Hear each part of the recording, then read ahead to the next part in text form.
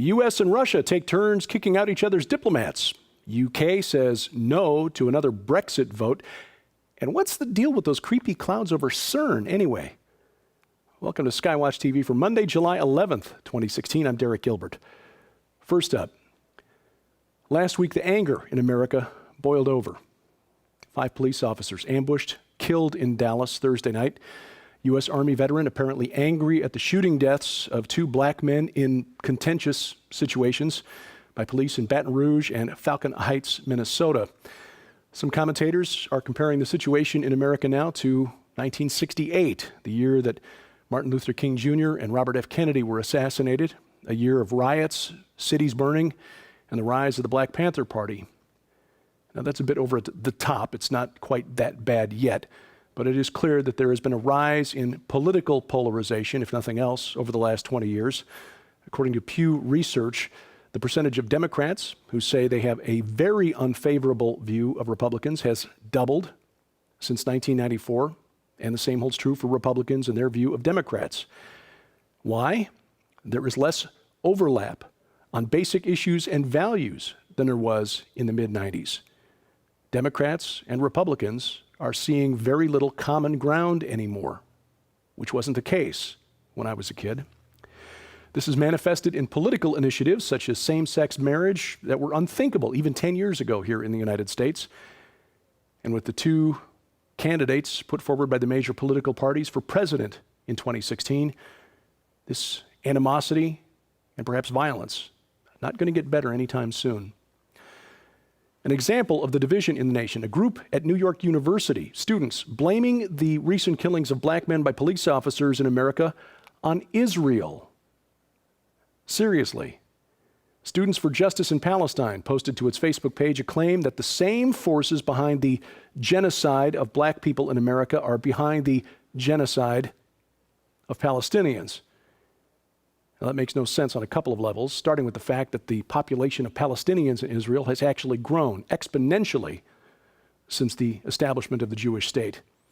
But in the wake of Thursday's shootings, pro-ISIS hackers posted information to the internet that they claim was taken from the Dallas police force.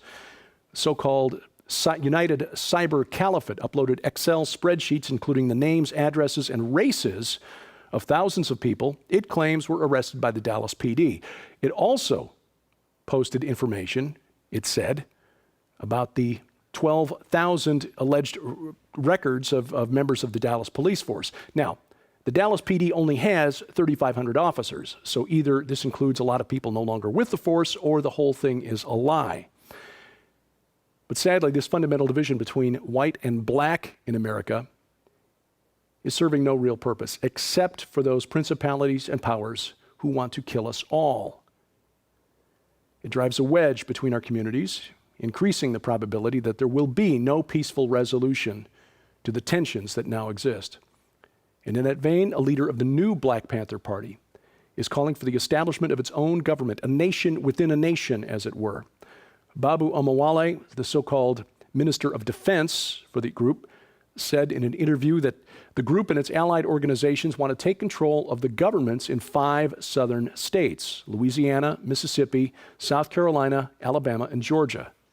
And they're calling for African Americans to migrate those states, buy property, take over the economic and political reins of power there. There's no telling how serious these guys are or how much power they can actually bring to bear, but it is another example of how the United States has been balkanized, separated into fractious, hostile camps, which is exactly what the supernatural principalities and powers want. Them and their human dupes, who find that a people divided are much more easy to control. Now, having said all of that, we in the United States may have crossed another boundary on Thursday. The suspected shooter in the police killings, Micah X. Johnson, was killed by police after a 3-hour standoff at a parking garage. Johnson wouldn't give himself up, so the police sent in a bomb-carrying robot, which it detonated, taking the life of Johnson. Now think about this. Even though the robot didn't have wings, what happened in effect was that an American citizen was killed by a drone, a robotic weapons platform. Now, the media, in covering this story, has been presenting us with a false choice. If we raise a question about whether this is appropriate, we are somehow uncaring, unconcerned about the lives of police officers, and nothing could be farther from the truth. We have family members who serve and serve honorably in police forces around the country. It is possible to not want any harm to come to those officers of the law while they carry out their duties, while still objecting to the idea that our government can use drones to kill American citizens without due process, killing Americans who've been accused but not convicted of any crime.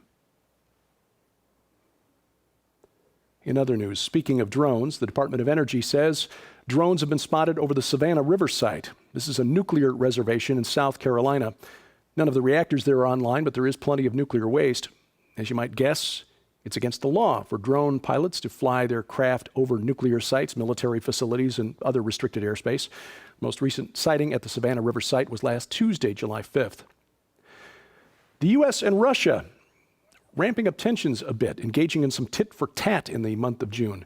The U.S. reportedly, or deported, I should say, 2 Russian diplomats last month after what was called an attack by a Russian policeman on an American diplomat in Moscow. Russia's responded in kind to Americans in Moscow, declared persona non grata, and invited to leave the country. The Russian government also said the American diplomat, allegedly attacked, was in fact a CIA operative returning after a mission.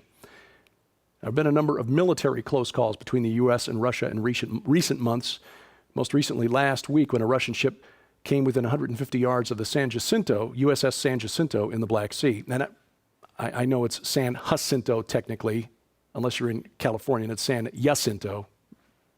I'm from Illinois, where there's a town called San Jose, J-O-S-E. So, Britain's Foreign Office, responding to an online petition with 4.1 million signatures, has said no to another vote on Brexit. After the UK voted leave June 23rd, this online petition began to circulate. 4.1 million signatures, but the British government apparently prefers to just let the vote stand. Some of the fallout from that vote: it appears the next Prime Minister of the United Kingdom will be Theresa May. She faced a challenge for leadership of the Tories from Andrea Leadsom, who formally withdrew from the race today, Monday. So Theresa May virtually assured of the job, and she'll be tasked with triggering Article 50 in the European Union Treaty, the Lisbon Treaty, or finding a way to undo the whole thing and stay part of the pack. A new study released by the Veterans Administration last week reveals a startling and tragic statistic. About 20 military veterans a day in the U.S. commit suicide. In 2014, the last year for which statistics are available, more than 7,400 veterans took their own lives. That's 18% of the total number of suicides that year in America. And veterans only make up 9% of the population. Been watching the market today, Monday. You got to be asking yourself, what's going on with investors? The Standard & Poor's 500 opened this morning at an all-time high. Looks like it's going to close even higher. The Dow has more than rebounded from its fall after the Brexit vote. But when you look at the underlying data, it don't look so good. This chart here shows 3 things. The green line is the difference in yield between a 10-year Treasury and a 2-year Treasury. That's a bond sold, basically U.S. government debt. When the green line is high, it's because banks can borrow cheaper and sell at a higher rate of interest, or lend money rather at a higher rate of interest. So they can borrow cheap, lend high, and they make more money, which is ostensibly good for the American economy. The red and blue lines show loan delinquencies and charge-offs because of bad loans. When those numbers are high, it's because loans are not being repaid. That's bad. And this is a problem for banks because those lines have crossed and are moving in opposite directions, and they're not the directions we would want for a healthy economy. In fact, the last time those lines crossed, moving in opposite directions, was in 2007, and that was the crisis that gave us the U.S. bank bailout, the $700 billion toxic asset relief program, TARP, and the $832 billion economic stimulus program. And 8 years later, we're still in this mess, mainly because banks no longer lend money to promote economic activity in terms of actually manufacturing goods or providing services. They're basically taking the money and playing roulette, gambling on complicated financial instruments that have nothing to do with actually making tangible goods. And Europe is feeling the pain as well. The chief economist of Deutsche Bank, which is struggling right now, wants a 150 billion euro bailout of European banks. As I said last week, in the spirit of never letting a good crisis go to waste, global elitists would find a way to use the Brexit vote as an excuse to demand more central government control, intervention, and ultimately global control over the world's economies. And of course, since almost everything that you and I do as human beings can be somehow defined as economic activity, ultimately this is the way we will one day find ourselves under a one-world government. The ecumenical movement continues to roll Catholics, or try to roll Catholics, Protestants, and Orthodox believers into one big happy family. In Europe, 1,700 Christians from 300 denominations met last week in Munich for a gathering called Together in Europe. The ecumenical gathering was endorsed by the Vatican and the Ecumenical Orthodox Church based in Istanbul. Leaders of the Roman Catholic Church, the Anglican Church, several Orthodox churches, Protestant and evangelical denominations, including some Baptists and Pentecostals, debated for 3 days about how to work together for reconciliation. At the end of the 3-day gathering, the Congress had a rally attended by 5,000 people under the banner, 500 years of division is enough. Not if they're not going to say sola scriptura. And finally, what's the deal with these creepy clouds over CERN? Now, I try not to go too heavy on stories like this because, frankly, there's a lot of bad information on the internet about CERN, and I don't like to fan sensational conspiracy theories without some kind of evidence. Like, for example, the Mandela effect thing. I'll say it again. CERN doesn't work like that. It's not a time machine. But on June 24th, during an underground test of the Large Hadron Collider, an experiment called AWAKE, these clouds appeared over the facility. Now, it's just probably a coincidence, weather moving in while they were running the LHC, but still, the director for research at CERN, Sergio Bertolucci, back in 2009, said that one of the possible implications of AWAKE was that it might open a portal, and I quote now, "Out of this door might come something, or we might send something through it." End quote. Bear in mind that China is planning to build its own particle accelerator like the Large Hadron Collider, except twice as big. Construction scheduled to begin in 2020. This week on SkyWatch TV, we talk politics and preparedness. Gary Haven returns, the writer and producer of the movie Armageddon, reminds us that the first step of preparedness is accepting Jesus Christ as Lord. It's an interesting conversation. We get into politics. We get into the state of our nation today. Gary Haven on SkyWatch TV. You'll see that tonight on the Victory Television Network, 8:30 p.m. That's down in Arkansas and around Memphis. Tomorrow, 4 different places you can find SkyWatch TV, including coast to coast on the Christian Television Network, Direct TV channel 376, Dish Network channel 267, and the Glory Star Satellite channel 117. On Wednesday, Cornerstone Network, 2:30 p.m., and World Harvest Television, our new coast-to-coast affiliate. That's at 6 p.m. Central Time. And then again, Saturday, the Victory Television Network at 3:30 p.m., WCLF in the Tampa-St. Petersburg area at 6:30 p.m. You'll find a complete listing of dates and times for SkyWatch TV posted at the website, skywatchtv.com. Look in the top menu bar where it says Channels. And this week, the SkyWatch TV web exclusive is Mike Norris. He's the director of Armageddon, and he talks about the difficulty of living in Hollywood as a Christian. And he's got a doubly interesting perspective because Mike is the son of Hollywood icon Chuck Norris. Like the joke says, there is no Darwinian evolution. There are only species that Chuck Norris has allowed to survive. Mike is a fascinating guy. We had a really interesting conversation. You'll see that on the SkyWatch TV channel on Roku, the SkyWatch TV channel on YouTube, and on Vimeo.